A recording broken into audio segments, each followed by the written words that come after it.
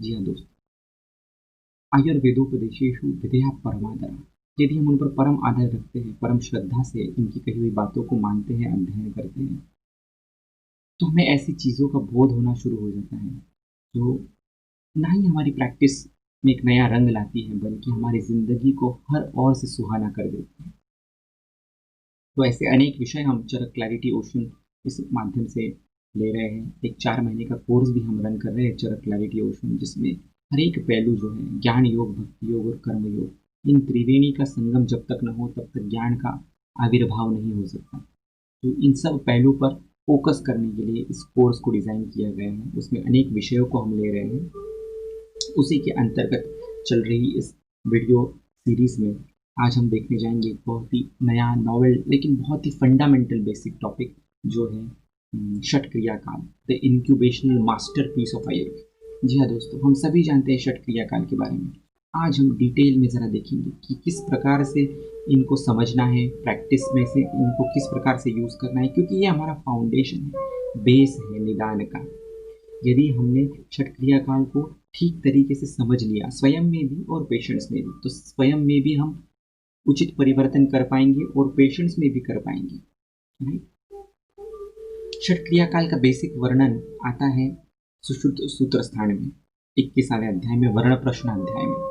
अब ये फिर से कुछ ऐसी बात है कि जो व्यक्ति अधिकारी है इस चीज़ में बताने वाला, वो देखा जाए तो चरक है, द फादर ऑफ मेडिसिन, जो फिलोसॉफिकली किसी चीज़ को परसीव कर सकता है, वो भगवान चरक इसके विषय में ज़्यादा बता सकते थे, लेकिन इसका डिटेल में वर्णन किया हुआ है सुश्रुत ने।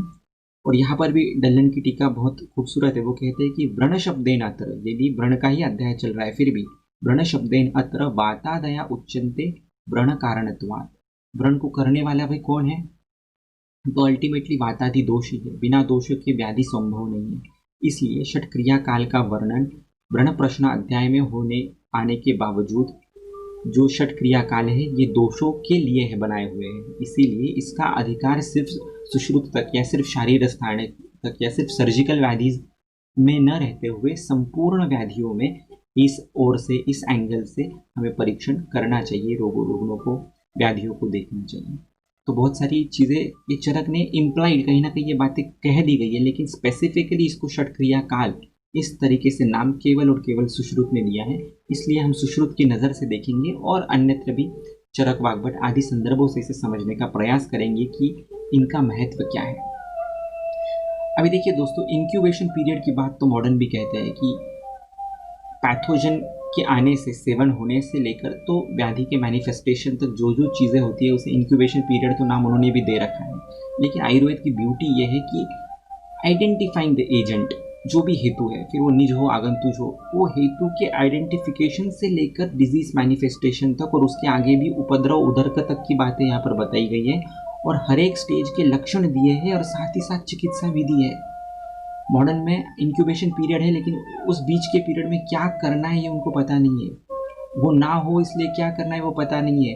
वो हो जाए और विद्रूप अवस्था हो जाए भेद की, तो रसायन औषधियाँ क्या होती है ये उन्हें पता नहीं है। ये सिर्फ और सिर्फ आयुर्वेद में है। तो ये हमारी धरोहर है, ये हमारा फंडामेंट है, ये हमारा बेस है, ये हमारा पक्का होना चाहिए। इसलिए इस टॉपिक को लिया गया है। तो आइए स्टेप बाय स्टेप देखते हैं। जो भी संदर्भ में दूंगा आपसे अनुरोध है कि उन्हें पढ़िएगा। आज हमारे आयुर्वेद के साथ बहुत बड़ा प्रॉब्लम ये हो रहा है कि बाबा वाक्यम प्रमाणम, हम किसी को भी गुरु मान लेते हैं। किसी को भी क्यों ना कहिए, किसी को भी आप गुरु भले ही मानिए। अभी मैं बोल रहा हूँ तो मैं गुरु हूँ, लेकिन मेरा वाक्य सच हो 100% ये ज़रूरी नहीं है। आप कितनी भी बड़ी व्यक्ति ले लीजिए, आज वो आप्त नहीं हो सकती। वो गुरु हो सकती है लेकिन आप्त नहीं हो सकती। ये कहने का तात्पर्य यह है कि आप आपकी बुद्धि को बंद मत रखिए। जब भी आप किसी को मानो, बहुत सारे अच्छे अच्छे लोग लेक्चर्स दे रहे हैं, उनका पढ़ो, सुनो, समझो, लेकिन ब्लाइंड फेथ मत रखो। बहुत लोगों से, मुझसे भी अनुराग हो गया है कि नहीं सर आप जो बोल रहे हैं वही सही है, आपने पूरा समझ लिया है, आपका ही 100% सही है। नहीं, ऐसा नहीं है। मैंने जितना समझा है, जाना है, उतना मैं आपको बता पा रहा हूँ। मैं भी कंटिन्यूस अध्ययन कर रहा हूँ और यही मेरी भी आपसे अपेक्षा है कि आप भी कंटिन्यूस अध्ययन करते रहिए, नई नई चीज़ों को समझते रहिए।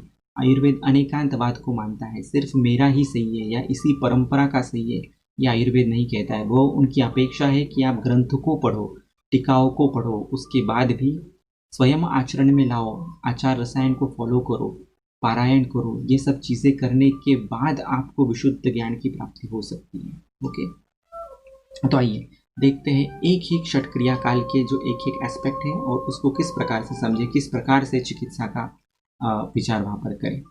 तो पहली अवस्था है संचय, संचयम प्रकोपन प्रसरम। संचय, तो संचय का मतलब क्या है? एषु संचयन्ते दोषाः, जहाँ पर दोषों का संचय होना शुरुआत होती है, यानी कि संहति रूपा वृद्धिश्चयः, संचय को ही चय बताया गया है। संहति रूपा वृद्धिश्चयः मतलब वात के, पित्त के, कफ के सभी के परमाणु है शरीर में, वे एटम्स से बने हुए हैं। इनका बढ़ना, एक उचित प्रमाण से ज़्यादा बढ़ना, स्वमान अवस्था से अधिक होना या कम होना, यह संचय है। ज़्यादा करके वृद्धात्मक ही इस अर्थ में ग्रंथ में उसका प्रयोग किया गया है। तो मान लीजिए आपने चने खा लिए कुछ, तो चने जो है वृक्षादि गुण से युक्त हैं, तो वृक्षादि गुण से युक्त परमाणुओं का वर्धन होना यह संचय है, राइट। तो भी बहुत बार कहा जाता है कि संचय जो है ये जैसे वात के स्थाने पक्वाशय कटिशक्ति पादावस्ति श्रोत्र स्पर्शनम च वात स्थानानि, तो संचय का मतलब उसके स्थान में ही वृद्धि होना, बराबर। तो अभी स्थान में वृद्धि होना, इसके दो अर्थ होते हैं। स्थान मतलब उसके गुणों में, स्थान इस शब्द का एक अर्थ होता है गुण, तो उसके गुणों में वृद्धि होना, यानी कि वृक्षादि गुणों की वृद्धि होना, ये भी संचय है। और अपने स्थान में, यानी कि जो वात के मुख्य स्थान है पक्वाशय कटिशक्ति आदि में उसका वर्धन होना, ये भी संचय है। देखिए दोनों मीनिंग है, दोनों अपनी अपनी जगह पर बराबर है, दोनों को सही तरीके से आपको समझना है।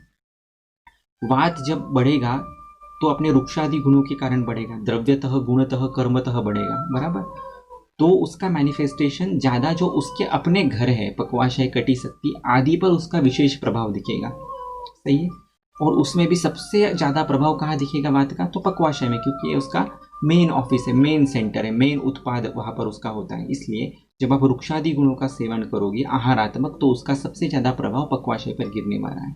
जब वृक्षादि गुणों का सेवन विहारतः होगा तब उसके जो बाह्य स्थान है जैसे कटी शक्ति, वहाँ पर उसका संचय होना शुरू हो जाएगा। तो ये स्थान सापेक्ष संचय की कल्पना है। दूसरी संचय की कल्पना है गुण सापेक्ष या कर्म सापेक्ष। तो वृक्षादि गुणों में वृद्धि होना, दोष कंटिन्यूस शरीर में घूम रहे हैं, एक भी क्षण वो शरीर में रुके नहीं है, यदि वो रुक जाए तो व्याधि होगा, तो वो कंटिन्यूस घूम रहे हैं। यदि आपने चना आदि वृक्षादि गुण प्रधान हेतुओं का सेवन किया है तो शरीर में वृक्षादि गुण प्रधान वात के मॉलिक्यूल्स कंटिन्यूस घूम रहे हैं, पक्वाशय आदि में उसका इफेक्ट ज़्यादा दिखेगा, लेकिन वो जहाँ जहाँ पर जाएंगे वहाँ पर उन वृक्षादि गुणों का मैनिफेस्टेशन होता चला जाएगा। उन्हें भी संचय इस शब्द से हमें गृहित धरना चाहिए। तो अभी आपका ये काम है कि आप देखिए पहले तो वात के, पित्त के और कफ के स्थान क्या क्या है ना, ये मैं बताऊंगा नहीं, यहाँ पे पढ़िएगा। ये समझने के बाद आपको लक्षण बता देता हूँ, फिर आपको इसका आउट ऑफ द बॉक्स कैसे सोचना ये आपको समझ में आ जाएगा। तो वात का यदि संचय होना लग जाए, पित्त का संचय होने लग जाए, कफ का संचय होने लग जाए, तो लक्षण क्या होंगे ये उन्होंने दिया हुआ है। तो वात का संचय होना लग जाए तो स्तब्ध पूर्ण कोष्ठता, कोष्ठ में स्तब्धता आना, पूर्ण कोष्ठता आना।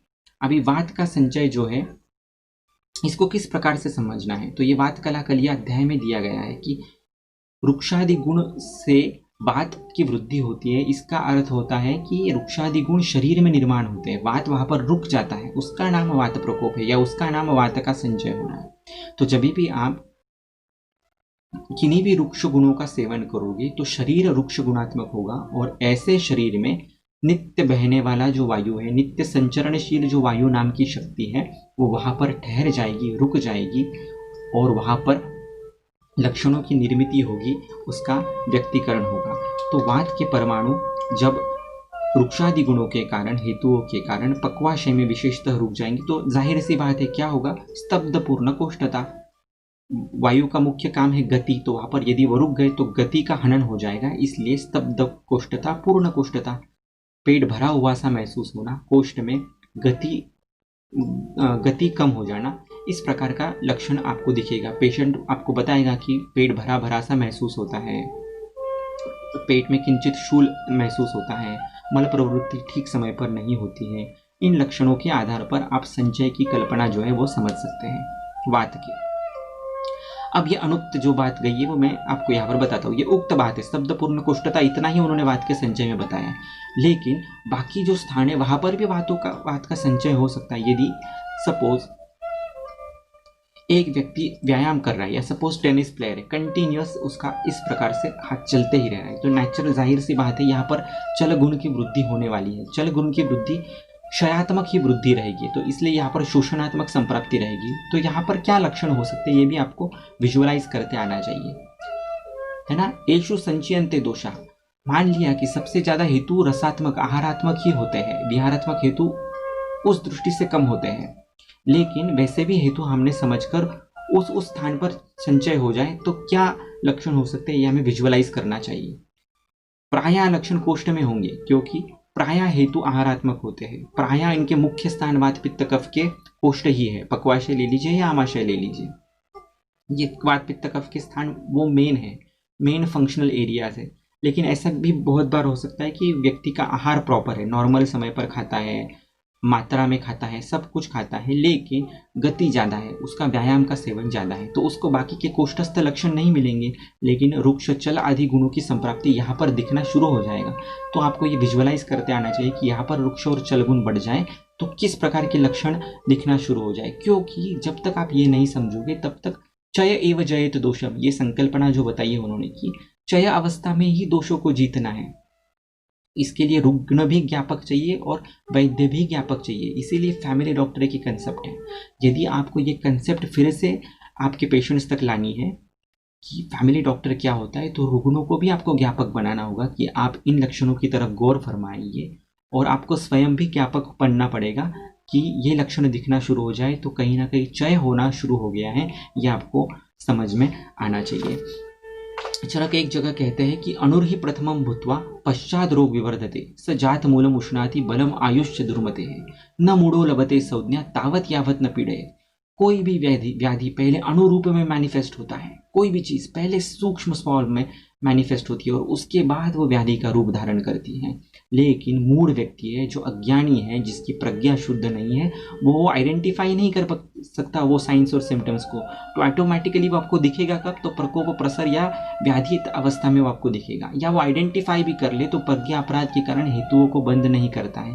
इसलिए ये आपकी नैतिक जिम्मेदारी है कि आप उन लक्षणों को समझे, रुग्णों से पूछे तथा रुग्णों को उतना ज्ञापक बना दे कि वो लक्षण निर्माण हो जाए तो उनको किन चीज़ों को करना है ताकि वो अपने आप हील हो सके, आप तक आने की उनको ज़रूरत ना पड़े, ऐसा बनाना वैद्यों का काम है। ये हमारी सच्ची करुणा है रुग्णों के प्रति। वो हमेशा हमारे पास आए और हमें पैसा दे जाए, ये हमारा कर्तव्य नहीं है। कुर्वते ये तो वृत्त्यर्थम चिकित्सा पन्य विक्रयम, चिकित्सा ये बेचने का व्यवसाय नहीं है। चिकित्सा रुग्णों को अपने आतुर को पुत्रवत समझने की कला है, एक ऐसी नैतिक जिम्मेदारी है हमारे, इसलिए ये चय अवस्था को समझना बहुत ज्यादा जरूरी है। तो स्तब्ध पूर्ण कोष्ठता ये वात के चय के लक्षण है। पित्त पीतावभासता मंद उष्मता, बारकाई से देखिए पीतावभासता, उसको येलोइश टिंज दिखना शुरू हो गया है क्या शरीर पर, अग्नि कहीं ना कहीं मंद हो गया है क्या। पेशेंट को पूछना चाहिए कि आपका अभ्यवरण थोड़ा कम हो गया है क्या, पचन थोड़ा सा ठीक कम हो गया है क्या, सुबह की जो मूत्र प्रवृत्ति है वो ज़्यादा पीत दिखती है क्या। मूत्र प्रवृत्ति से आप अनुमान लगा सकते हैं शरीर के अंदर पित्त बढ़ रहा है या नहीं, कितना बढ़ रहा है। अगर है तो समझ लीजिए पित्त की चय अवस्था शुरू हो गई है, और ठीक पित्त की जो विपरीत रस है कषाय तिक्त मधुर, उसमें से जो उचित होगा वो हम शुरू कर सकते हैं। जैसे मान लीजिए किसी पेशेंट में आपको पित्त के ऐसे कोई लक्षण नहीं दिख रहे, लेकिन वो बोल रहा है कि नहीं पीत मूत्रता है, और आपको पीतावभासता दिख रहा है, अग्नि थोड़ा सा मंद हुआ पड़ा है, और आपको अम्ल रस सेवन का इतिहास उस पेशेंट में मिल रहा है, तो आप उसको सीधा सीधा अम्ल के विपरीत तिक्त रस ऐसा षडंग पानीय सिद्ध जल पे स्विच कर सकते हैं, तो अपने आप चय अवस्था में पित्त दोष का शमन हो जाएगा। इसी प्रकार से अन्य दोषों का भी आप समझ लीजिए।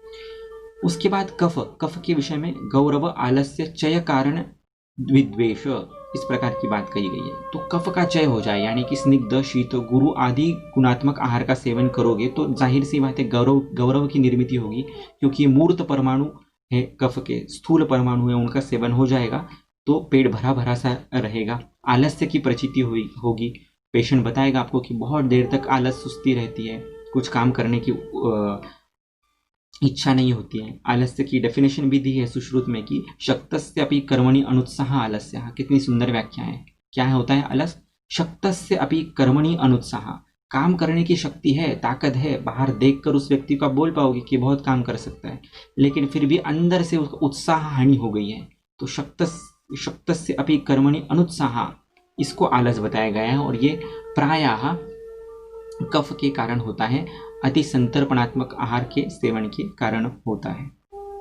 ठीक है, तो इस प्रकार से आपको संचय की कल्पना समझ में आ गई होगी। इन नटशेल फिर से आपको समझा देता हूं कि संहति रूपी वृद्धि चया, किसी भी मॉलिक्यूल्स का कॉन्ग्लोमरेशन हो जाना, एक साथ एक जगह पर इकट्ठा हो जाना या इकट्ठा होने की प्रक्रिया शुरू हो जाना, ये संचय है। ये प्रायः वो जो दोष है उनके जो विशेष स्थान है वहाँ पर ये लक्षण दिखना शुरू हो जाता है। लेकिन इसका ये मतलब नहीं है कि स्थान शब्द का अर्थ सिर्फ गुण है। स्थान शब्द का अर्थ जगह, इस अर्थ से भी है।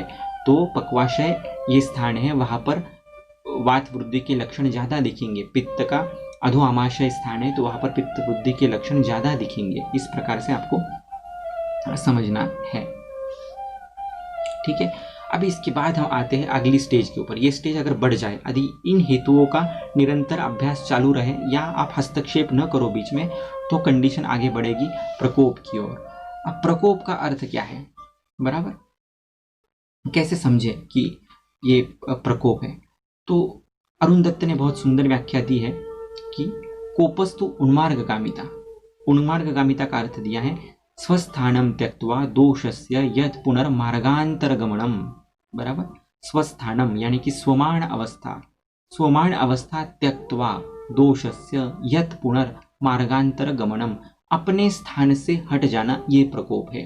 एक रस वैशेषिक करके ग्रंथकार है, रसशास्त्र का ग्रंथ है, उसमें भी एक व्याख्या दी है जो कि कभी हम पढ़ते नहीं उसको उस लिहाज से कि यहाँ पर कुछ हमें निदानात्मक व्याख्याएं मिलेगी, लेकिन वहाँ पर उन्होंने सुंदर व्याख्या दी है भदंत नागार्जुन ने कि स्वस्थ वृत्ति प्रसंगात प्रच्युतः कोपः।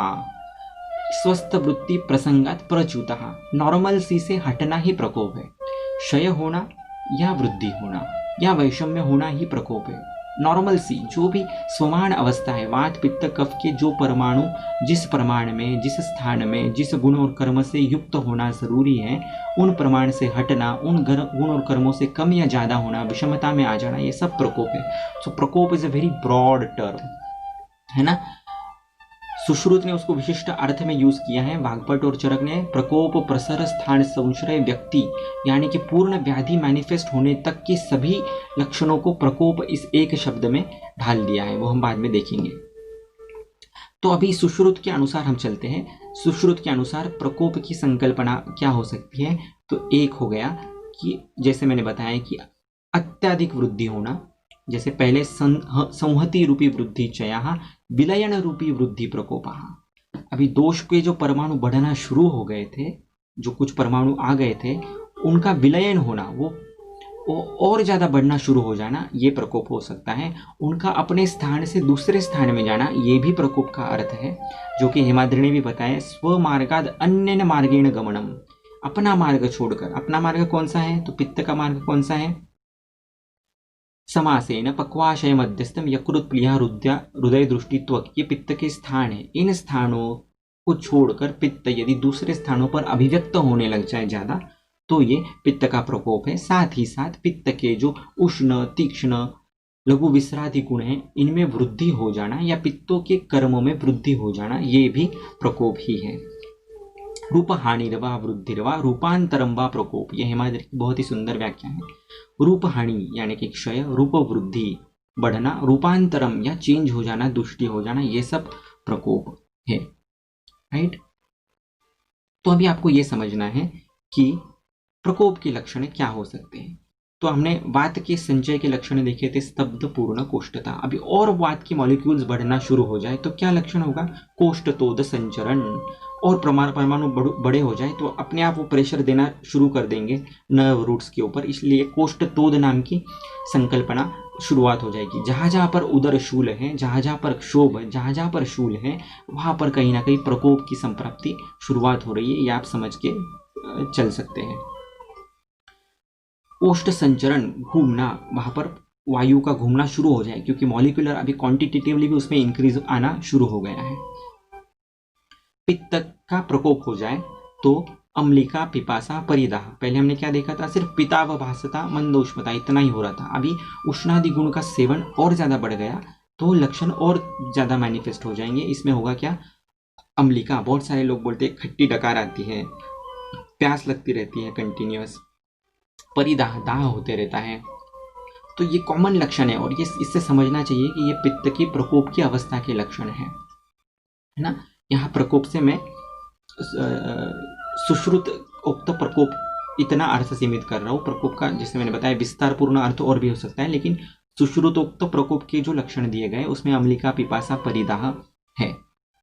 अब कफ का जो प्रकोप है उसमें बताया है अन्न द्वेष हृदयोत्क्लेदश्र, जाहिर सी बात है पहले गौरव था, आलस्य था, चय कारण विद्वेष था और स्निग्ध शीत गुरु आदि परमाणुओं की वृद्धि हो गई तो क्या होगा, अन्न द्वेष होना शुरू हो जाएगा, अन्न की इच्छा ही नहीं रहेगी। और हृदयोत्क्लेद, हृदयों में उत्क्लेद यानी कि बाहर आने जैसी नॉशिएटिंग उल्लासात्मक लक्षण यहाँ पर दिखना शुरू हो जाएगा। तो इस प्रकार से आपको प्रकोप को समझना है। अभी एक बहुत ही अलग कंसेप्ट जो कि यहाँ पर बहुत ज़्यादा ज़रूरी है समझाना, वो मैं आपको बता देता हूँ। एक है चय पूर्वक कोप और दूसरा है अचय पूर्वक कोप। चय पूर्वक प्रकोप, अचय पूर्वक प्रकोप, ये क्या चीज़ है? तो चरक चिकित्सा स्थान 30वें अध्याय में कहते हैं कि काठिन्याद उण भावात, दोषों का प्रकोप किस प्रकार से होता है, काठिन्याद से या ऊण भाव के कारण। अब इसको समझते हैं एक एक, काठिन्य क्या है और ऊण भाव क्या है, ठीक है। तो जब दोष और दुष्य का संबंध प्रस्थापित होने लग जाए, जब मॉलिक्यूल्स अच्छी तरह से बढ़ना शुरू हो जाए, उसके कारण जो लक्षण होते हैं उसे चय पूर्वक प्रकोप कहा जाता है। और दूसरा होता है अचय पूर्वक प्रकोप, यानी कि जैसे मान लीजिए मैंने किसी व्यक्ति के साथ जो मुझसे बहुत ज़्यादा बलवान है उससे मैंने फाइटिंग करना शुरू कर दिया, अपना पूरी ताकत लगा दी, तो भले ही मेरे शरीर में वात चय के कुछ हेतु न हो पहले से, लेकिन ये स्थानिक अभी के अभी हेतु इतने बलवान हैं कि उससे वात का प्रकोप हो सकता है। तो ये हो गया अचय पूर्वक प्रकोप। प्रायः चय पूर्वक प्रकोप जो है ये ऋतु के वजह से होता है। जैसे ग्रीष्म ऋतु में वात का चय हुआ है और फिर वर्षा ऋतु में वात का प्रकोप हुआ है, वर्षा ऋतु में पित्त का चय हुआ है, शरद ऋतु में वात का प्रकोप हुआ है। तो गुणतः कर्मतः क्वालिटेटिवली क्वांटिटेटिवली इंक्रीज होना परमाणुओं की साइज में, ये चयात्मक प्रकोप है, बराबर। और अचयात्मक प्रकोप यानी कि ऋतुचर्या निरपेक्ष अपने आप किसी बलवान हेतुओं के कारण यदि हो जाए तो उसे अचय पूर्वक प्रकोप कहा जाता है। अब इसका इंपॉर्टेंस यह है कि यदि चय पूर्वक प्रकोप हो, बराबर, तो उसमें शोधन देने के लिए कहा गया है, और अचय पूर्वक प्रकोप हो तो शमन ही देने के लिए कहा गया है। बहुत बड़ी इंपॉर्टेंट बात है, इसको समझिए ठीक से। यदि व्यक्ति ऋतुचर्या का ठीक से पालन नहीं कर रहा है, ऋतुचर्या में अपथ्य कर रहा है, कंटिन्यूस ग्रीष्म ऋतु है और ठंडा ही पानी पीते जा रहा है कंटिन्यूस, या बाकी की भी वृक्षादि गुणों का सेवन वहाँ पर कर रहा है, तो आने वाले वर्षा ऋतु में उसका जो प्रकोप होने वाला है वात का, वो चयात्मक रहेगा, qualitative and quantitative increase in परमाणु ऑफ द वायु। वहाँ पर आपको शमन चिकित्सा देने से उतना फायदा नहीं होगा, वहाँ पर आपको उसको शोधन ही देना होगा, बराबर। और दूसरा ऐसा है कि एक व्यक्ति है जो ऋतु में अपने अपने हिसाब से चर्या जो आवश्यक है वो कर रहा है, जहाँ पर शोधन करना चाहिए शोधन भी कर रहा है, या उस ऋतु में अपना पथ्य से रह रहा है, तो उस व्यक्ति में यदि अन्यत्र किसी कारण की वजह से वात के प्रकोप के लक्षण दिखना शुरू हो जाए तो वहाँ पर आपको शोधन नहीं देना है, वहाँ पर शमन देना है। अचय पूर्वक प्रकोप में शमनचर्या आपको देनी है, ऐसा हेमाद्रि कहते हैं। तो ये बहुत ज़्यादा ज़रूरी है। भगवान सुश्रुत कहते हैं क्रियाहीना अतिरिक्ता व साध्येषु अपि न सिद्ध्यति। जिस व्यक्ति में कम चिकित्सा की ज़रूरत है वहाँ पर यदि आप अधिक चिकित्सा दे दो, या जिस व्यक्ति में अधिक चिकित्सा की ज़रूरत है वहाँ आप कम चिकित्सा दे दो, तो दोनों ही सिद्ध नहीं होने वाली है। अतः ये आपको जानना ज़रूरी है कि इस व्यक्ति में चय पूर्वक प्रकोप है, यानी कि संपूर्ण लक्षण लेकर एक दोष बढ़ा हुआ है, या अचय पूर्वक प्रकोप है, किसी निमित्त के कारण उसका दोष दुष्य का उतना संबंध प्रस्थापित न होने के कारण प्रकोप हुआ है, तो वहां पर अचयात्मक उसे जानकर सिर्फ सादे सादे मेडिसिन से, सादे सादे पथ्य से भी वो ठीक हो सकता है। ठीक है, इसके बाद हम जाएंगे प्रसर अवस्था के ऊपर। बाद चय हो गया, प्रकोप हो गया, अभी प्रसर। अब प्रसर में आप ही विजुअलाइज करना शुरू कर दीजिए। वात को ध्यान में रखिए, वात का चय हुआ था तो स्तब्ध पूर्ण कोष्ठता हुआ, और बढ़ने लग गया तो कोष्ठतोद संचरण हो गया। अब क्या होगा, तो अब और ज्यादा वो मॉलिक्यूल की साइज बढ़ गई है, क्वालिटेटिवली भी क्वांटिटेटिवली वो और ज्यादा फैलना चाहेंगे, क्योंकि प्रसर में उन्होंने बताया है कि वायु एव प्रसरण हेतु, प्रसरण कौन करेगा, तो वायु एव हेतु, एव इति अवधारण अर्थे, एव बिना वायु के प्रसर हो ही नहीं सकता। तो किसी भी दोषों का प्रसर होने के लिए वायु ही सक्षम है, वायु अकेला ही आवश्यक है। तो जब भी प्रसर होगा तो वो वायु के साथ ही होगा, और वायु का जब वात दोष का प्रसर होगा तो उसमें लक्षण क्या होंगे, विमार्ग गमनम आटोपौच, आटोप यानी कि क्या, रुजापूर्वक उदर क्षोभा, रुजापूर्वक उदर क्षोभ, उदर में क्षोभ होना, अत्याधिक पीड़ा होना, इस प्रकार का लक्षण जब दिखे तो समझना ये वात का प्रसर का लक्षण है। विमार्ग गमन, विमार्ग गमन यानी कि क्या, विपरीत मार्गे गमनम, अपना जो नॉर्मल मार्ग है उस मार्ग को छोड़ देना, यही विमार्ग गमन है। जैसे प्राण की नॉर्मल गति ऐसी है ऊपर से नीचे की तरफ, यदि प्राण ऐसा आना शुरू हो जाए तो ये विमार्ग गमन है। उदान की नॉर्मल गति ऐसी है, वाक प्रवृत्ति प्रयत्न ऊर्जा बल वर्ण स्मृति क्रिया, यदि वो ऐसा होना शुरू हो जाए तो ये उदान का विमार्ग गमन है। तो इस प्रकार से आपको उसे समझना है। तो प्रसर अवस्था में बेसिकली क्या होना शुरू हो जाता है, वात के प्रसर में विमार्ग गमन होना शुरू हो जाता है। वायु जो है वह भी उतनी एरिया तक सीमित नहीं रहा, वो अन्यत्र जाने लग जाता है, अपना मार्ग छोड़ देना शुरू कर देता है। ये स्थान के सापेक्ष उसका अर्थ हुआ, और गुणों के हिसाब से अर्थ देखा जाए तो उसके गुणों में काफी हद तक परिवर्तन आना शुरू हो जाता है। अनेक जगह के जो वात के परमाणु हैं वो आपस में मिक्स होना शुरू हो जाते हैं, या पात के साथ पित्त, पित्त के साथ कफ, वात पित्त कफ, इस प्रकार से 15 उन्होंने प्रसर बताए गए हैं कि किन्व उदक पिष्ट समवाय इव उद्रिक्तानाम प्रसराहा, है ना। किन्व उदक पिष्ट समवाय, किन्व यानी कि क्या, सूरा बीज, उदक पिष्ट यानी कि चावल, इनका जब समवाय हो जाए, ये जब साथ में आ जाए तो कैसे एक दूसरे के गुण आपस में दे देते हैं, उसी प्रकार से वायु पित्त कफ ये जब साथ में आ जाते हैं बिगड़े हुए तो एक दूसरे के गुण आपस में दे देते हैं और प्रसर के लक्षणों की निर्मिति करना शुरू हो जाती है। बराबर, इंडिविजुअली भी देखना जाए और म्यूचुअली भी देखा जाए, अभी दोनों को देखना समझना जरूरी है। प्रसर में सिर्फ दोष अकेला ही नहीं है, यहाँ पर अभी वायु गतिमत्वात् प्रसरण हेतु, वायु गतिमत्वान होने के कारण प्रसर का हेतु है। तो भले ही वात, अब वात और वायु दोनों अलग अलग है, वायु ये शक्ति है, वात ये दोष है, ये बाद में कभी देखेंगे। तो वात का जब प्रसर हो रहा है तो उसमें विमार्ग गमन और आटोप ये लक्षण निर्माण हो रहे हैं, और इसमें वायु भी कारणीभूत है। पित्त का जब प्रसर हो रहा है तो ओष, चोष, परिदाह, धूमायन ये फैक्टर्स निर्माण हो रहे हैं, और इसमें वायु इंपॉर्टेंट है। यदि वायु वहां पर नहीं होगा, वायु की गति वहां पर नहीं होगी, तो ओष, चोष, परिदाह, धूमायन ये लक्षण नहीं दिखेंगे, तो सिर्फ आपको अम्लिका, पिपासा, परिदाह यहाँ तक ही सीमित होगा। लेकिन जब चुष्यत इव वेदना यानी कि चोष, एक देशिक दाह, बहुत लोग बोलते हैं कि सिर्फ हस्ततल दाह है, पादतल दाह है, तो वहां पर हम सिर्फ पित्त पकड़ के चलते हैं। वास्तव में ये पित्त और वात दोनों से रिलेटेड कंडीशन है, क्योंकि वायु प्रसरण हेतु, तो वहां पर ओष, चोष, परिदाह इन लक्षणों में वायु का भी उतना रोल समझ के चलना चाहिए। वैसे ही कफ में अरोचक, अविपाक, अंगसाद, छर्दी होने के लिए वायु की भी गति बिगड़ना जरूरी है। वायु की गति उतनी नहीं बिगड़ी होगी, वायु उतना विमार्ग गम नहीं होगा, तो आपको ज्यादा से ज्यादा हृदय उत्क्लेद तक लक्षण दिखेगा, अन्न द्वेष तक दिखेगा कफ का।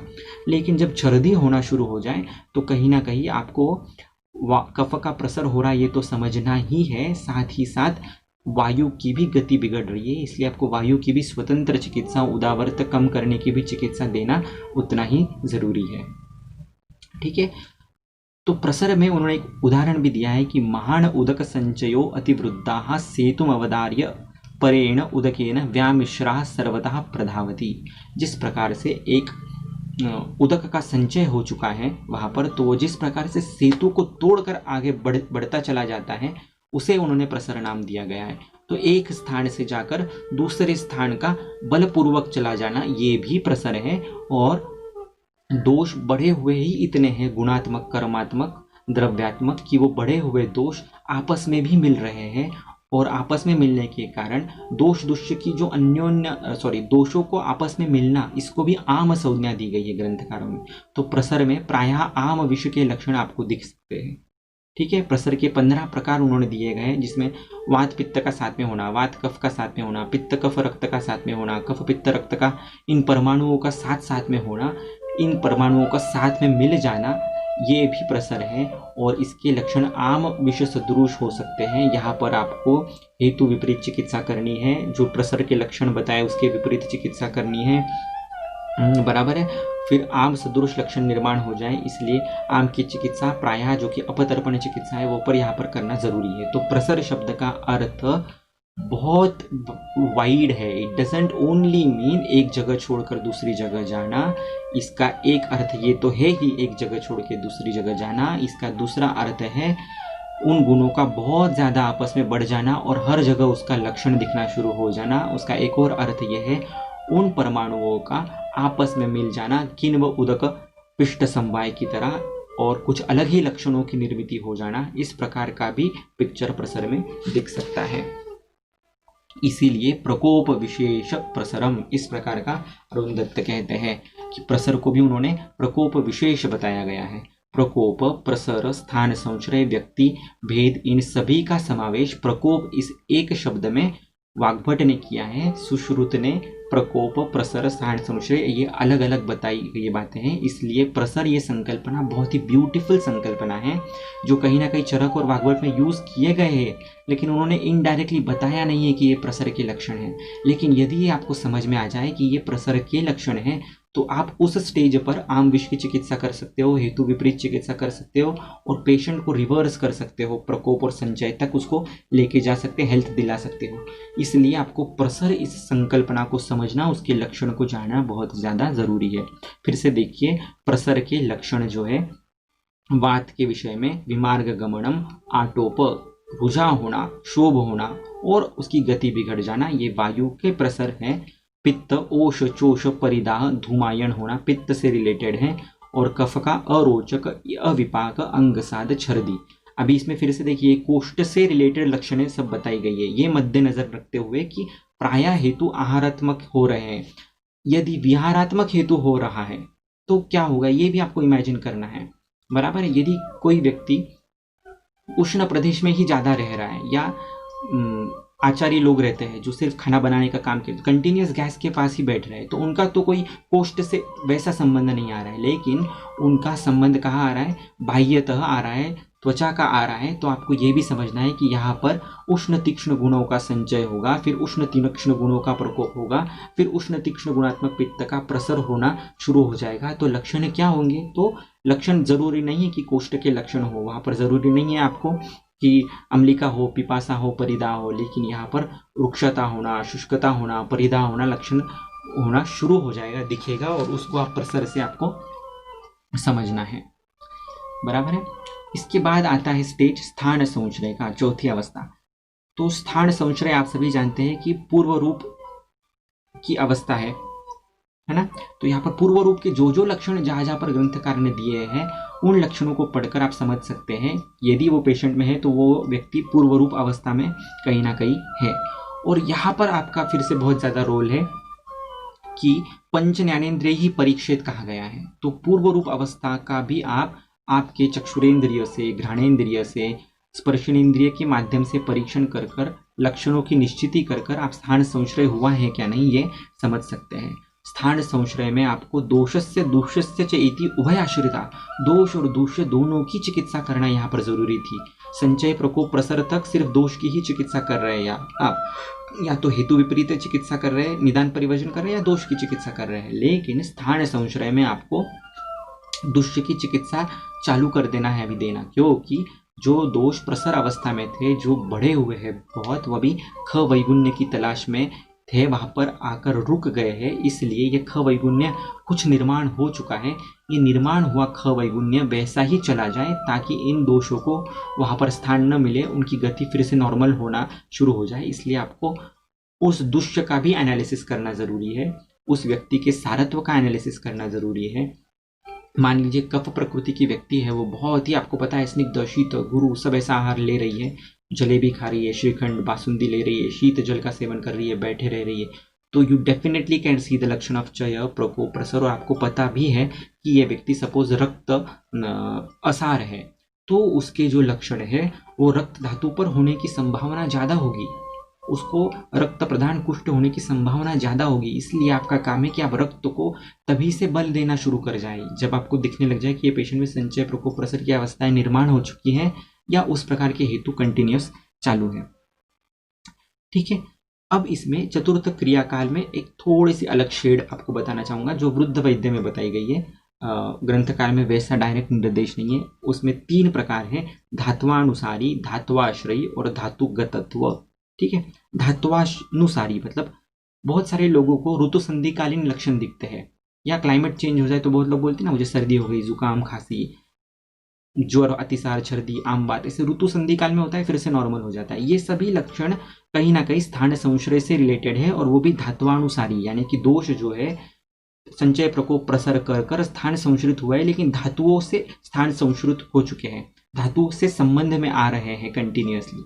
ओके, तो उनमें ये लक्षण शुरू हो जाता है। इससे और थोड़ी डीप संप्राप्ति चली जाए तो उसे कहे जाते हैं धात्वाश्रयी। यहाँ पर दोष दुष्ट सम्मूर्छना होना शुरू हो जाता है, और यहाँ पर साम धातु की निर्मिति होना या मल की निर्मिति होना शुरू हो जाता है। और इससे बाद भी यदि आप हेतु बंद नहीं करो और काल के कारण संप्राप्ति गंभीर हो जाए तो और डीप चला जाता है, और उसे कहते हैं धातुगतत्व। जैसे एक मिट्टी का घड़ा है, उसमें से आप दधी निकाल भी दो तो बाद में उसमें आपने दूध डाला भी तो पूरा दधी निकाल दिया, क्लीन कर दिया, और उसमें दूध डाला तो भी वो फटता है दूध। क्यों? क्योंकि उसके अणु रेणु में वो दधी के मॉलिक्यूल्स चले गए हैं। उसे कहते हैं धातुगतत्व, यानी कि एकदम माइन्यूट लेवल तक उन दोषों का धातुओं में फैल जाना, एक बिल्कुल फेविकॉल की तरह चिपक जाना, है ना। तो धात्वानुसारी, धात्वाश्रयी और धातुगतत्व। धात्वानुसारी का अर्थ आप ऐसा ले सकते हैं कि सिर्फ आपने किसी सादे गम से उसे चिपका दिया है, ये धात्वानुसारी है, उसको इजीली आप निकाल सकते हैं। फिर धात्वाश्रयी, आपने किसी और कॉम्पैक्ट एजेंट से, मान लीजिए किसी जो पट्टी होती है उससे आपने उसको चिपका दिया है, तो उसे आप कह सकते हैं धात्वाश्रयी। और धातुगतत्व, यानी कि आपने उसको फेविक्विक के फेविकॉल से ही जब दोष और दुष्य बंध गए हैं तो उसे अशक्य है आपको तोड़ पाना, वो तो उसके लिए आपको रसायन चिकित्सा की और भेदन चिकित्सा की साथ ही साथ ज़रूरत पड़ने वाली है। ये भेद स्थिति में आपको दिखेगा। तो बेसिकली स्थान संश्रय में कहने का अर्थ ये है कि यहाँ से शुरुआत हो जाती है, या तो दोष धात्वानुसारी हो जाएगी, धात्वाश्रयी हो जाएगी, या धातुगतत्व प्राप्त होना इन्हें शुरू हो जाएगा। यदि आप दुष्य की चिकित्सा कर दो यहाँ पर तो रिवर्स गति चालू हो जाएगी, प्रसर, प्रकोप, संचय और व्याधि ठीक हो जाएगा। नहीं करो आप दुष्य की चिकित्सा तो धात्वानुसारी होंगे, फिर और खवैगुण्य मिलेगा, उस व्यक्ति का जैसा सार है, संवहन है, उसके हिसाब से वो और धातु तक संप्राप्ति डीप होती होती व्यक्ति और भेद तक चली जाएगी। इसलिए आपको फिर से समराइज कर देता हूँ कि संचय अवस्था के लिए ज्ञापक होना बहुत ज़रूरी है। आप स्वयं को और पेशेंट को भी आपको बताना है कि ये लक्षण कभी हो तो ये चीज़ें करो या मुझे आकर मिलो। प्रकोप का भी कुछ उस प्रकार से है, प्रसर का भी मैंने बताया कि उसकी क्या ब्यूटी है अलग, वैसे ही स्थान संचय की अपने आप में ब्यूटी है। पूर्व रूप के सभी लक्षण आप पढ़िए एक बार, और ऐसे लक्षण यदि निर्माण हो जाए तो कौन सा व्याधि हो सकता है इसका आप अनुमान भी कर सकते हैं। और दुष्य विशेष की चिकित्सा, उस व्यक्ति का सारत्व देखकर आप पहले से ही तद अनुरूप रसायन चिकित्सा चालू कर दीजिए, क्योंकि बलम ही अलम निग्रहाय दोषाणाम, ऐसे ज्वर चिकित्सा में कहा गया है। यदि आपने बल बढ़ा दिया धातुओं का तो वो ही पर्याप्त है दोषों का निग्रह करने में। यदि दोषों को जगह ही नहीं मिली तो वहाँ पर ठहर ही नहीं पाएंगे, तो उसकी आगे की गति होगी ही नहीं व्यक्ति और भेद। सिर्फ उसके प्रकोप प्रसर अवस्था के लक्षण दिखते रहेंगे जो ऋतु संधिकाल के हिसाब से या उसके व्याधि क्षमता के हिसाब से कम ज़्यादा होते रहेंगे। उसको एज अ डिजीज उसको स्वरूप नहीं प्राप्त होगा। इसलिए आपको प्रसर अवस्था में भी दोषों की और हेतु विपरीत चिकित्सा करनी है, और स्थान संशय अवस्था में आपको दोष की तो चिकित्सा करनी ही है, साथ ही साथ उस धातु को बल देने की भी चिकित्सा करनी है। ठीक है, अभी इसके बाद आता है नंबर व्यक्ति का, यानी कि प्रॉपर लक्षण अभी पूरी तरह से निर्माण हो चुके हैं, बराबर। जैसे संताप लक्षणों ज्वरहा, शरण लक्षणमो अतिसाराहा। संताप आना शुरू हो गया, इसका मतलब समझ लिया अभी ज्वर आ गया है। शरण होने की प्रक्रिया शुरू हो गई पूरी तरह से कंटिन्यूअसली, तो समझ लीजिए अतिसार हो गया। इस प्रकार का स्पेसिफिसिटी जब आ जाए, जैसा ग्रंथ में बताया वैसा लक्षण निर्माण होना शुरू हो जाए, तो ये व्यक्ति है। तो वो व्यक्ति इस व्यक्ति अवस्था में क्यों पहुंचता है? डायरेक्टली तो कभी नहीं पहुंचेगा, इसी स्टेज से पहुंचेगा। संचय में उपेक्षा कर दी, ज्ञान नहीं होने के कारण, प्रकोप में ज्ञान नहीं होने के कारण, रुग्णों के वैद्य के पास नहीं जाने के कारण, प्रसर में गया भी लेकिन वैद्य उसको पहचान नहीं पाया, तो स्थान संशय में गया लेकिन धातुओं की चिकित्सा नहीं की, तो इतनी स्टेजेस क्रॉस करके वो व्यक्ति इस अवस्था में जाता है, तब जाके उसे फुल फ्लेज्ड कोई व्याधि होता है। तो नॉर्मली 75% पेशेंट जो आपके पास आते हैं वो या तो संचय, प्रकोप, प्रसर या स्थान संशय अवस्था में ही होते हैं। इसीलिए आपको हेतुओं का ज्ञान होना, दोषों का ज्ञान होना, दोष विपरीत चिकित्सा का ज्ञान होना और स्थान बल्य चिकित्सा का ज्ञान होना बहुत ज़्यादा ज़रूरी है। बहुत ही कम लोग ऐसे हैं जो फुल फ्लेज्ड डिजीज लेकर आपके पास आते हैं। व्यक्ति और भेद, जिसे आप ज्वर भी कहते हो, तो वो ज्वर भी बहुत बार लक्षणात्मक होता है, ना कि व्याधि स्वरूप। अतिसार भी बहुत बार लक्षणात्मक होता है। फुल फ्लेज्ड अतिसार वाला व्यक्ति में बाकी भी बहुत सारे लक्षण रहेंगे। वैसे पेशेंट्स हमारे पास कम आते हैं। ये पेशेंट्स एक तो चिरकालीन होते हैं, या तो फिर अत्ययिक अवस्था के जो पेशेंट्स होते हैं, जो फुल फ्लेज्ड व्यक्ति या भेद में हमारे पास आते हैं। ज़्यादा करके लक्षण जो है ये संचय, प्रकोप, प्रसर, स्थान संशय के होते हैं जो हमारे पास पेशेंट बन करके आते हैं। इसलिए षटक्रिया काल का बहुत ज़्यादा महत्व है, ताकि हम उन अवस्थाओं को समझ पाए जिसका पूरा निर्देश डायरेक्टली ग्रंथ में कहीं पर किया हुआ नहीं है। जब व्यक्ति पूरी तरह से आपको पता चल जाए कि नहीं, ये ज्वर का ही पेशेंट है, ये कैंसर का ही पेशेंट है, या अतिसार का ही पेशेंट है, तो आपको व्याधि प्रत्यनिक चिकित्सा यहाँ पर देनी है। तब तक आपको व्याधि प्रत्यनिक चिकित्सा देनी ही नहीं है। पेशेंट कुष्ठ का हो तो संचय में हो तो उसको वैसे विपरीत प्रकोप में, प्रसर में, स्थान संशय में भी हो तो बाउंस धातु को बल देने वाली चिकित्सा देना है। लेकिन जब कुष्ठ अपने संपूर्ण लक्षण के साथ व्यक्त हो जाए, तब जाके आप उसको खदिरारिष्ट, ये व्याधि प्रत्यनिक दवाई दे सकते हैं। तत्पूर्व ग्रंथकारों की ये अपेक्षा है कि आप हेतु विपरीत चिकित्सा करो, हेतु व्याधि विपरीत चिकित्सा करो, स्थान बल देने वाली चिकित्सा करो। तब तक आप व्याधि विपरीत चिकित्सा मत करो। आप जितना मोह रखोगे कि पेशेंट कुष्ठ का आ गया और उसको दे दिया खदिरारिष्ट, तो वैसा हमेशा सिद्ध नहीं होता है, क्योंकि क्रियाहीना अतिरिक्ता व साध्येष्वपि न सिद्ध्यति। क्रिया कालम न हापयेत। योग्य काल में योग्य चिकित्सा करनी चाहिए। कम चिकित्सा भी गलत है, अतिरिक्त चिकित्सा भी गलत है। ठीक है, इसके बाद आती है व्यक्ति के आगे की अवस्था आती है भेद। भेद का इन्होंने 2-3 अर्थ दिए हैं। एक अर्थ होता है दीर्घकाल अनुबंध, एक व्याधि का बहुत दिन तक बना रहना, जैसे गृहिणी के पेशेंट में होता है, उसे भेद कहा गया है। व्याधियों का उदर का आना शुरू हो जाना, यानी कि उत्तरकालीन फल, यानी कि पेशेंट गृहिणी का था और उसे बाद में गृहिणी की वजह से ज्वर आना शुरू हो गया, गृहिणी की वजह से बाद में दौर्बल्य आना शुरू हो गया। इस प्रकार के लक्षण जब निर्माण हो जाए तो भी उसे उदर का माना गया है। और किसी ने अन्य मत से दुष्य भेद, यानी कि या दोष के भेद, ज्वर हो गया है तो ज्वर का वातज ज्वर, पित्तज ज्वर, कफज ज्वर, इस प्रकार से दोषात्मक उसका भेद जब आपको समझ में आने लग जाए तो वो भेद है, ऐसा भी एक अर्थ है। तो हमें हमेशा टीकाएं पढ़नी चाहिए, अलग अलग मतों को देखना चाहिए। कोई सही या कोई गलत ऐसा नहीं होता है। बहुत बार सभी व्यक्ति, सभी जो ग्रंथकार होते हैं वो सही होते हैं। सबका देखने का सिर्फ नजरिया अलग अलग होता है, अलग अलग कॉन्टेक्स्ट से अलग अलग बातें कही हुई रहती है, ये हमें समझना होता है।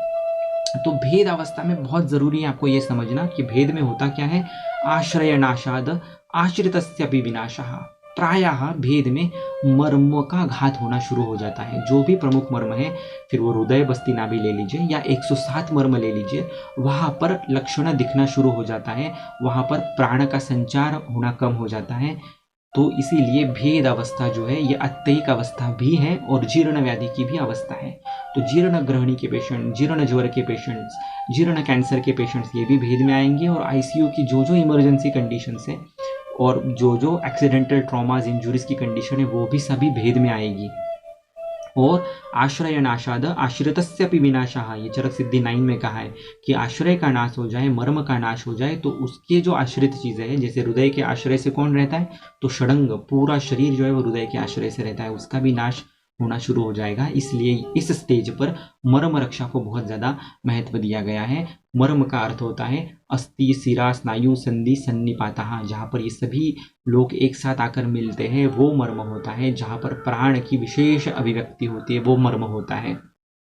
इसीलिए ये मेरा आउट ऑफ द बॉक्स सोच है कि जब भी पेशेंट भेद अवस्था में आ जाए, इमरजेंसी कंडीशंस आ जाए, कैंसर की कंडीशन आ जाए, तो वहाँ पर आपको संधानीय महाकषाय चलाना चाहिए।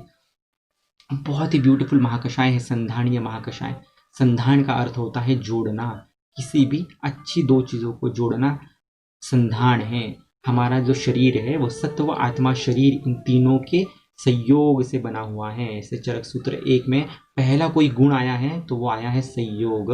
तो सत्व आत्मा शरीर इन तीनों को आपस में जोड़े रखना, इनमें प्राणों को अभिव्यक्त करते रखना, ये संयोग का काम है, ये संधान के कारण है। और जब ये संधि जो है इन तीनों का शिथिल होने लग जाए तब व्याधियां मैनिफेस्ट हो जाती है, तब व्यक्ति मृत्यु की ओर बढ़ने लग जाता है। ऐसे हर एक स्टेज में आपको संधानीय महाकषाय देना जरूरी है। संधानीय महाकषाय के द्रव्य आप देखोगे तो बहुत ब्यूटीफुल द्रव्य है। मधुक, मधुपर्णी, कृष्णपर्णी, अम्बष्ठा, प्रियंगु, लोद्र, धातकी, इस प्रकार से कुछ पुरुष संग्रहणीय के द्रव्य है, जो कि पुरुष संग्रहण यानी कि पुरुष धरा अस्थि धरा कला, यानी कि अस्थि को धारण बढ़ाने वाला कुछ द्रव्य है। उसमें कुछ द्रव्य शूणित स्थापन है, जो प्राणो ही शूणितम अनुवर्तते बताया गया है, और कुछ द्रव्य अंगमर्द प्रशमन के यानी कि माउंस पे काम करने वाले हैं। और चक्रपाणी कहते हैं कि रक्त, मांस और अस्थि, इन 3 धातु के ऊपर आपका व्याधि क्षमत्व यानी कि बल जो है वो निर्भर करता है। तो संधानीय कषाय के द्रव्य कुछ ऐसे हैं जो आपके रक्त, मांस और अस्थि के संधान को दृढ़ करते हैं शरीर अंतर्गत और आपका बल बढ़ाते हैं।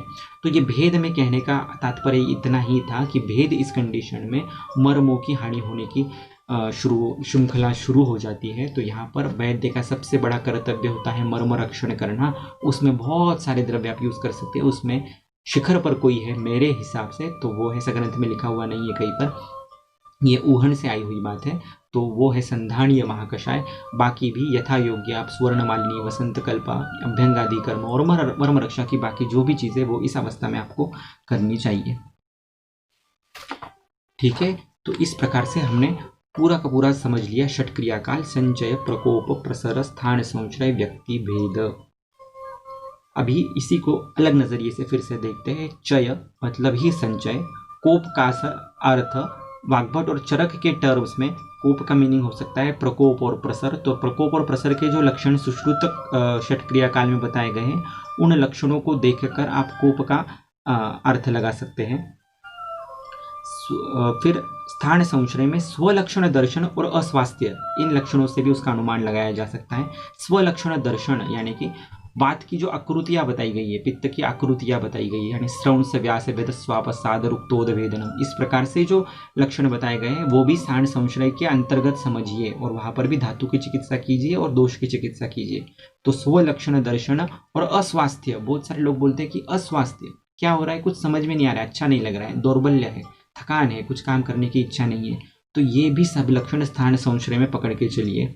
रोग संभव, रोगों की संभव होना, ये व्यक्ति है, और रोग अवस्था, रोगों का अवस्थावश या जीर्ण अवस्था में उसको प्रवेश कर जाना, ये भेद है। तो इस तरीके से कोपस्तु उन्मार्ग कामिता, इसके आगे का जो श्लोक था वो था स्वलक्षण दर्शनम अस्वास्थ्यम रोग संभवम रोग अवस्था च। इस प्रकार पूरे के पूरे षट क्रियाकाल को हम संचय और प्रकोप, प्रकोप इस वर्ड में हम प्रकोप, प्रसर, स्थान संश्रय, व्यक्ति भेद, इन सभी का समावेश कर सकते हैं। और उसको देखने का जो स्पेक्टेकल से, जो ऐनक है, जो चश्मा है, वो सुश्रुत का हम रखेंगे तो हम इजीली समझ पाएंगे। अब प्रैक्टिकली भी इसको बहुत इजीली हम देख सकते हैं, वात का चय हो रहा है नहीं, पित्त का हो रहा है या नहीं, किस प्रकार से समझे। तो नॉर्मली खाने के बाद मल प्रवृत्ति के बाद उदर मार्दव होना चाहिए, लाघव होना चाहिए और पीड़न के बाद दर्द नहीं होना चाहिए। यदि ये लक्षण मिलना शुरू हो जाए कि मल प्रवृत्ति के बाद भी जाड्य है, मल प्रवृत्ति के बाद भी गौरव है और मल प्रवृत्ति के बाद यदि आप पेट दबा करके देखो पेशेंट का तो दर्द हो रहा है, तो कहीं ना कहीं समझना कि वहां पर वात का षट क्रियाकालीन संचय और प्रकोप होना शुरू हो चुका है। इसलिए आपको वही के वही तद विपरीत चिकित्सा जो है उष्ण गुण प्रदान, स्निग्ध गुण प्रदान देना शुरू कर देना चाहिए। बराबर। इसीलिए सभी के सभी स्रोतसों का परीक्षण करना बहुत ज्यादा जरूरी है, तभी आपको समझ में आएगा कि वो कौन सी अवस्था में कौन से दोष घूम रहे हैं। ठीक है। अब मैं आपको कुछ थोड़ा सा out of the box interesting चीज यहाँ पर बता दूं कि नॉर्मली जैसे मैंने बताया था कि चय पूर्वक कोप और अचय पूर्वक कोप, बराबर। तो उष्णेन युक्ता रुक्षाद्याः वायोः कुर्वती संचयम। वात का चय कब होता है? जब रुक्षादि गुण बढ़ते हैं, उष्ण गुण के साथ जब रुक्षादि गुण बढ़ते हैं तो वात का चय होता है। वो होता है ग्रीष्म ऋतु में, लेकिन वहां पर शीत या आत्मगुण वात का नहीं होता है, इसलिए उसका प्रकोप नहीं हो पाता है। ठीक उसी तरह उसका प्रकोप अगले वर्षा ऋतु में होता है, जहां पर शीत गुण उसको मिल जाता है। ठीक उसी तरह पित्त का चय जो है वो वर्षा ऋतु में होता है, वहां पर शीतेन युक्ता तीक्ष्णाद्याः, विदग्धता के कारण तीक्ष्णादि गुण बढ़ जाते हैं वर्षा ऋतु में, और लेकिन शैत्य होता है वातावरण में, इसलिए पित्त का केवल चय होता है, प्रकोप नहीं हो पाता है। अगले आने वाले शरद में उष्ण गुण के कारण उसका कोप होना शुरू हो जाता है। तो अभी इसमें ब्यूटी देखिए, वातेन युक्ता रुक्षाद्याः, उष्णेन युक्ता रुक्षाद्याः वायोः कुर्वती संचय। वात का चय कब होता है? तो ग्रीष्म ऋतु में उष्णादि गुण रुक्षादि के साथ जब युक्त हो जाते हैं, यानी कि बाकी सभी गुण वात के आत्मगुण है, एक गुण वात का विरोधी है। पित्त में भी सभी गुण वर्षा ऋतु में पित्त के विरोधी है, एक उसका एक विरोधी गुण है, बाकी सभी उसके आत्मगुण है। तो वात और पित्त के मामले में ऐसा होता है कि उनका जो संचय है वो एक गुण वैपरीत्य से होता है, एक गुण उनका आत्मगुण नहीं होता है। लेकिन कफ का संचय जो है वो सभी के सभी स्वगुण से संचय होता है, क्योंकि शीतेन युक्ता स्निग्धाद्याः। कफ का चय कब होता है? तो शीत हेमंत शिशिर ऋतु में, तो वहां पर शीतेन युक्त स्निग्धाद्या, शीत गुण भी कफ का है, स्निग्धादि गुण भी कफ के है, यानी कि कफ का चय जो है वो ज्यादा खतरनाक होता है, क्योंकि उसमें सभी के सभी गुण जो है वो कफ को बढ़ाने वाले होते हैं। इसको एक एग्जाम्पल की तरफ भी आप समझ लीजिए कि कफ क्यों इंपॉर्टेंट है और कफ के विषय में प्रज्ञा अपराध होने की शक्यता क्यों ज्यादा है।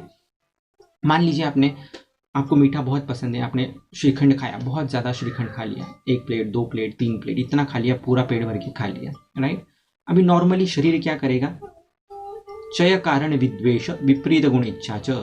नॉर्मली ये शरीर की टेंडेंसी है, जब बढ़ना शुरू हो जाए तो ये लक्षण होना ही चाहिए।